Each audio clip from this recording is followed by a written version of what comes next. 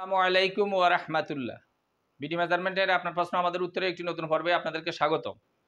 আজকে আমার সামনে প্রথম যে প্রশ্নটা আছে, প্রশ্নটা করেছেন শাকেরুল্লাহ সাহেব। আপনি জানতে চেয়েছেন বিএস জরিপের মূল কাগজপত্র কোথায় গেলে পাবো।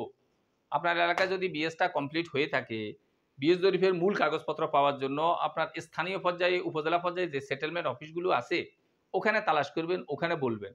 তাহলে আপনার বিএসটা যদি হয়ে থাকে, আর বিএসটা আসলে সারা বাংলাদেশে এখনো সব জায়গায় কমপ্লিট হয় নাই, এই জন্য আপনার এলাকায় যদি হয়ে যায়, আর যে যে কাগজ কমপ্লিট হয়েছে, অনেক সময় আংশিক থাকলে অনেক সময় নকশাগুলো বের হইতে আরও বেশ কিছু সময় লাগে। এই জন্য যতটুকু হয়েছে হয়েছে কি হয় নাই, সব তথ্যগুলো আপনি স্থানীয় পর্যায়ের, উপজেলা পর্যায়ে যে সেটেলমেন্ট অফিস আছে এগুলিতে পেয়ে যাবেন। আশা করি বিষয়টা বুঝতে পারছেন। পরবর্তী প্রশ্নটা যিনি করেছেন ওনার নাম হুমায়ুন করিম সাহেব। আপনি জানতে চেয়েছেন, আমার প্রশ্ন হলো আমার বাবা তার চাচা থেকে জমি ক্রয় করেছে, সাব কবলা দলিল আছে। আমার বাপ চাচারা 4 ভাই উক্ত ওই দাগের কিছু অংশ যৌথভাবে খতিয়ান হয়েছে। এখন আমরা কি দলিল দলিল করতে আমাদের জায়গা খারিজ করতে পারবো? দয়া করে জানাবেন। দলিল বরাতে অর্থাৎ দলিলের দ্বারা, যে দলিল আছে ওই দলিল দ্বারা আপনি খারিজ করতে পারবে কিনা।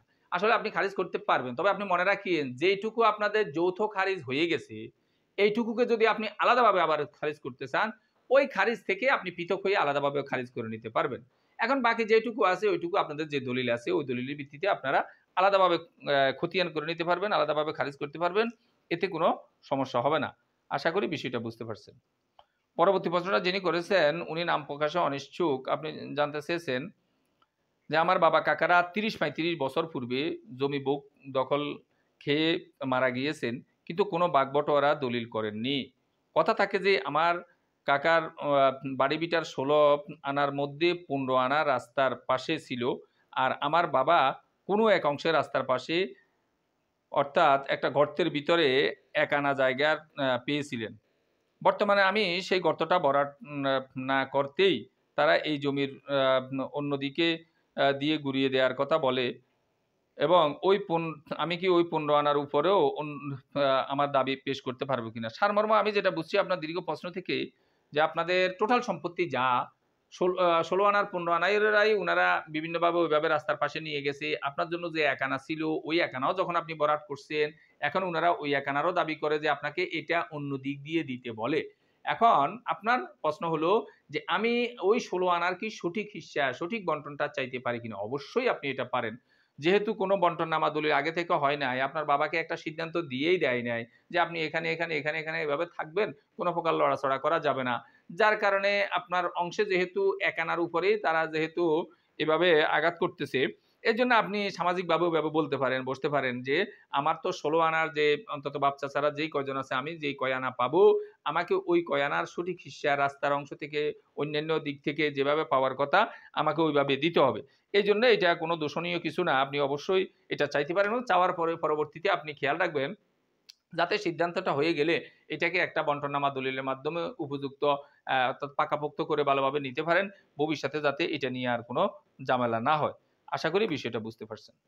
আজকে সর্বশেষ প্রশ্নটা যিনি করেছেন ওনার চ্যানেলের নাম হইল ল্যান্ড সলিউশন। জানতে চেয়েছেন, স্যার গড় করলে শতভাগ সঠিক আসার কথা না, কর্ণের মাপ নিতে হবে। আমরা এখানে চতুর্ভুজ আকৃতির জমিকে যে গড় পদ্ধতি দেখিয়েছি এটার উপরে আপনি বলছেন আসলে গড় করলে এখানে সঠিক মাপটা আসার কথা না।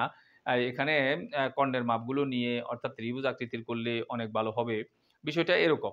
আসলে এখানে গড় করব কি করব না, এটা প্র্যাকটিক্যালি আসলে জমির উপর নির্ভর করে। কিছু জমি আছে এগুলি গড় পদ্ধতি করলে সঠিক রেজাল্ট আসবে না। আসলে একটা ভিডিওতেই তো আমরা সবকিছু বলে শেষ দেই নাই। বিভিন্ন ফাট বিভিন্ন সময় আছে। বহু ভিডিওতে আমরা এরকম দেখিয়েছি যে এখানে গড় পদ্ধতি করা যাবে না। হ্যাঁ, এখানে অবশ্যই দেখা গেছে যে আপনাকে ত্রিভুজ করে একাধিক মাপ নিয়ে বিভিন্নভাবে টুকরা করে খন্ড করে করতে হবে। তবে এখানে আমরা যে জমিটা দেখিয়েছি আইলগুলো ছিল স্ট্রেট সোজা। যদিও একদিকে একটু কয়েক ফিট বেশি, একদিকে কয়েক ফিট কম, কিন্তু আমাদের আইলের দূরত্ব ছিল একেবারে সোজা। যার কারণে এখানে গড় পদ্ধতিতে করলে রেজাল্টটা সঠিকই হবে, যেহেতু মাঝের দূরত্বের কোনো হেরফের হয় নাই। আপনাদেরকে আজকেও বোঝানোর জন্য এই বিষয়টা আমি একটু হোয়াইট বোর্ডের মাধ্যমে দেখিয়ে দেই, তাহলে বিষয়টা আরো ক্লিয়ার হয়ে যাবে। ধরুন আমাদের জমিটা যদি এই আকৃতির হয়, দেখেন এই আইলগুলো এদিক থেকে এইদিকে গেল যে স্ট্রেট সোজা গেছে, যদিও এদিকে ৭০ ফিট, এদিকে ৭৩ ফিট। এই ক্ষেত্রে এগুলি গড় পদ্ধতি করলে আমরা তো প্র্যাকটিক্যালি কাজ করি, করতেছি। একই জমিকে বারবার বিভিন্নভাবে মেপেও দেখি। এগুলি বলা যায় যে একবারে শতভাগই হয়ে যায়। এগুলির ক্ষেত্রে উল্লেখযোগ্য সমস্যা হয় না। এখান থেকে যে আবার কর্ণের মাপ নিয়ে এদিকে একটা ত্রিভুজ, এদিকে একটা ত্রিভুজ অনেকে জটিলতা ধারণ করে, দীর্ঘ সময় লাগে। তার চাইতে আমার যদি এভাবে রেজাল্টটা হয়ে যায়, উল্লেখযোগ্য কোনো সমস্যা নাই। কিন্তু আমি দেখেন পরবর্তীতে আমার দেখেন এটারে আমরা সঠিক মনে করতেছি। এটা যদি হয়, এখন এখানে ৫০ ফিট, এখানে ৫৮ ফিট, এটা যতটা না দোষণীয়, তার চাইতে দোষণীয় দেখেন এখান থেকে একটু ঢেউয়ের মতো গেছে। এখন মধ্যখানে এই যে দূরত্বের হেরফের হইলো, যার কারণে এই পাশের অংশে যদি আপনি নেন, তাহলে কিন্তু আপনার রেজাল্টটা ভালো হবে না। এখানে আমি সেইম টেপপিতে এখানে ধরবো আর এখানে ধরবো।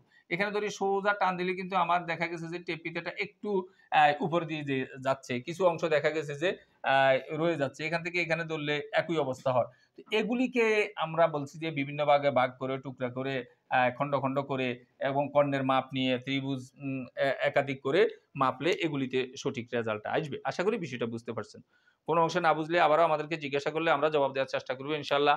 ভিডিওটি ভালো লাগলে লাইক, কমেন্ট এবং শেয়ার করবেন। ধারাবাহিক ভিডিওগুলো পাওয়ার জন্য চ্যানেলটাকে সাবস্ক্রাইব করবেন। এই আশাবাদ ব্যক্ত রেখে আমাদের আজকের প্রশ্নোত্তর পর্বটা এখানেই শেষ করছি। আল্লাহ হাফেজ।